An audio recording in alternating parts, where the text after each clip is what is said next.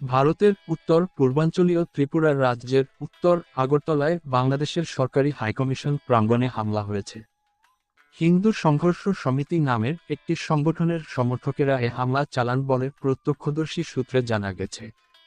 ঘটনাটিকে দুঃখজনক বলে বর্ণনা করেছে ভারতের পররাষ্ট্র মন্ত্রণালয়।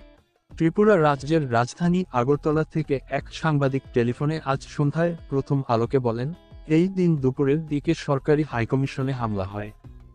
ওই সাংবাদিক বলেন, সেখানে হিন্দু সংঘর্ষ সমিতি নামের একটি সংগঠনের সমর্থকেরা এ হামলা চালান।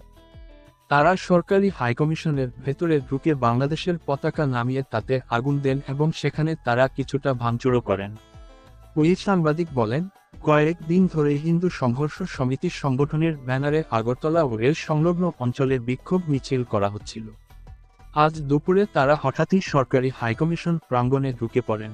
আগরতলার একটি সূত্র জানায়, এটির সঙ্গে সীমান্ত সংলগ্ন ইন্টিগ্রেটেড চেকপোস্টে যুব কংগ্রেসের তরফ থেকে বিক্ষোভ দেখানো হয়েছে।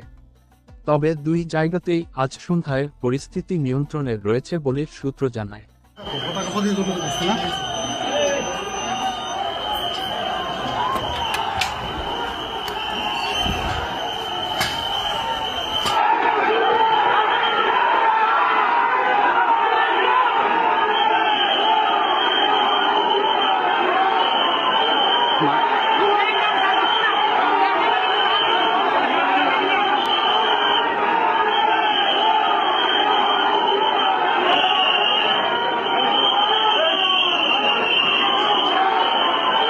Maguma.